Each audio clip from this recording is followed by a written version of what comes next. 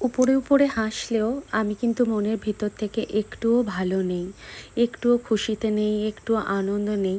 আমি জানি এই সময় আমাকে অনেক খুশিতে থাকতে হবে, আনন্দে থাকতে হবে, কিন্তু আমি হাজার চেষ্টা করেও পাচ্ছি না। Hello guys, welcome back to our channel Ritu Papai. কেমন আছো তোমরা? আশা করি সকলে খুব ভালো আছো।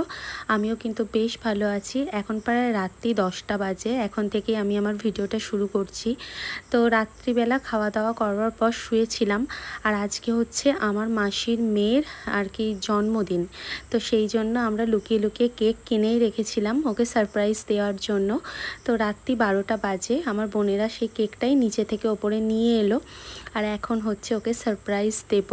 তো সেই জন্যই আর কি আমরা প্ল্যানটা করেছিলাম। আসলে কি বলতো, কাউকে খুশি করতে খুব ভালো লাগে। নিজে খুশি থাকি বা না থাকি, কিন্তু কারো মুখের হাসিটা দেখতে কিন্তু বেশ ভালো লাগে। আর আমি সব সময়ই চাই প্রত্যেকটা মানুষ, প্রত্যেকটা মানুষের জীবন সুন্দরভাবে কাটুক এবং হাসি খুশিতে কাটুক, কেউ দুঃখে না কাটায়। তো কারণ দুঃখ জিনিসটা যে কী সেটা কিন্তু আমি বুঝি, কারণ আমি তো আমার হাজব্যান্ডের থেকে অনেক দূরে আছি, আমার সব থেকে প্রিয় মানুষের থেকে দূরে আছি। তাই কষ্ট জিনিসটা কী সেটা কিন্তু আমি খুব ভালো করে বুঝি। তাই আমি চাই কেউ কখনো কষ্ট না পাক, সবাইকে খুশি রাখার চেষ্টা করি। আমি জানি যে আমি সবাইকে খুশি রাখতে হয়তো পারবো না, সবার মনের মতো সব কিছু করতে পারবো না, কিন্তু তবুও আমি চেষ্টা করি। তো যাই হোক, এই প্রথমবার কিন্তু আমার মাসির মেয়ের আর কি জন্মদিন সারপ্রাইজটা আমরা প্রথম দিলাম। ও কিন্তু জন্ম থেকে একবারও কারো কাছে সারপ্রাইজ পায়নি। এই প্রথম আর কি সারপ্রাইজটা যে দিয়েছি আমরা দুই বোন আর ভাই মিলে। তো খুব খুশি হয়েছে। আর রাত্রি 12টার সময় ওকে সারপ্রাইজ এরকম কেউ করেনি। আর সব থেকে আনন্দের বিষয় হচ্ছে রাত্রি 12টার প্রথম উইশটা কিন্তু আমিই করেছি। বেশ আনন্দ লাগছে আর ভালোও লাগছে, সবাই মিলে একসঙ্গে ও জন্মদিনটাকে সেলিব্রেট করলাম। ও কিন্তু আজকে বাড়ি চলে যাবে বলেছিল, কিন্তু আমি যেতে দিইনি। আমি বলেছিলাম আজকের দিনটা অন্তত পক্ষে থেকে যা, পরের দিন নয় চলে যাবি। তো আমার জন্যই ও জোর করাতে থেকে গিয়েছিল। তো যাই হোক, এখানে কেক কাটাকাটি হলো। কেকটা কিন্তু খুব সুন্দর ছিল। আমরা কিন্তু নিয়েছিলাম মঞ্জিনেশ থেকে, আর মঞ্জিনেশের কেক তো খুবই সুন্দর হয়, তোমরা তো জানো। আর এখানে হচ্ছে আমার মা নিচে শুয়েছিল, মাও উঠে পড়েছে আমাদের হই হুল্লোড় দেখে। তো এখন কেক খাওয়া খাই হয়ে বেশ কিন্তু আনন্দ লাগছে। এবার তোমাদেরকে বলি যে আমি কেন মন থেকে একদম খুশি নেই। প্রথম কথা হচ্ছে, লোকের তো আজে বাজে কথা রয়েইছে, তার সাথে হচ্ছে আমার হাজব্যান্ড যখন বাইরে ছিল তখন কিন্তু আমার হাজব্যান্ড জানতে পেরেছিল যে আমি আর কি কনসিভ করেছি। তো তারপর থেকে আমার হাজব্যান্ড কিন্তু একবারের জন্য ছুটি পায়নি এবং আমার সঙ্গে তার দেখা হয়নি। আমার যে কনসিভের প্রত্যেকটা মুহূর্ত, প্রত্যেকটা অনুভূতি শুধু একাই আমি কিন্তু ফিল করছি। তো তারপরও কিন্তু ফৌজিদেরকে মানুষ নানান ধরনের কথা বলে, আমার সামনে আমার হাজব্যান্ডের মৃত্যু কামনা পর্যন্ত করে। এই সব কথাগুলো শোনার পর একজন ওয়াইফ কখনোই কিন্তু ভালো থাকতে পারে না। জানো, জীবনের অনেক কষ্টটাই আমরা করেছি। আমরা যখন প্রথম জীবন শুরু করি তখন কিন্তু আমার হাজব্যান্ড বিয়ে হওয়ার পরের দিনই আমাকে রেখে কিন্তু চলে যায়। তো আমি তখন ওদের ওখানের কিছুই কিন্তু জানতাম না, সব কিছু একটু একটু করে জেনেছি, বুঝেছি। তারপরও যখন আমি শুনি যে আমার হাজব্যান্ডের মৃত্যু কামনা কেউ করছে, তখন সেটা কেমন লাগে বলো তো? এই কলিযুগে দাঁড়িয়ে মানুষ এত নিষ্ঠুর হয়ে গেছে।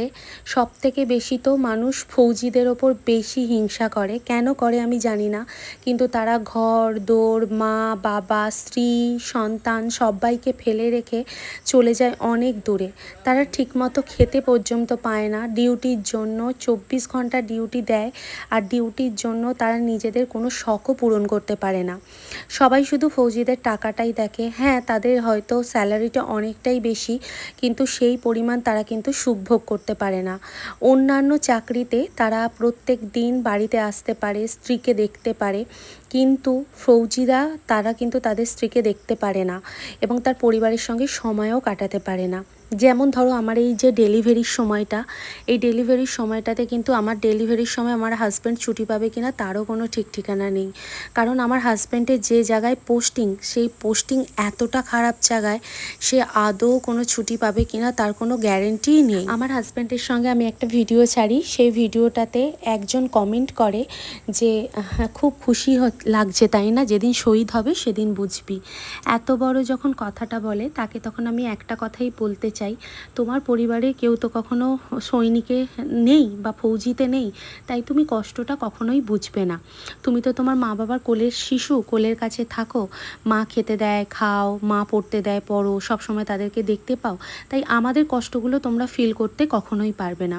তাই দ্বিতীয় দিন থেকে আমার হাজব্যান্ডকে এই ধরনের কথাবার্তা বলো না, কারণ তোমার দাদার যদি এই মৃত্যু কামনাটা কেউ করতো তখন তুমি বুঝতে পারতে যে কতটা পরিমাণ কষ্ট হয়। তো যাই হোক, অনেক ভালো বুড়ো অনেক কথা বললাম, কিন্তু বিশ্বাস করো যখন হাজব্যান্ডের কেউ এরকম মৃত্যু কামনা করে তখন কোনো স্ত্রীর মেজাজই ঠিক থাকতে পারে না, কোনো স্ত্রী ঠিক থাকতে পারে না।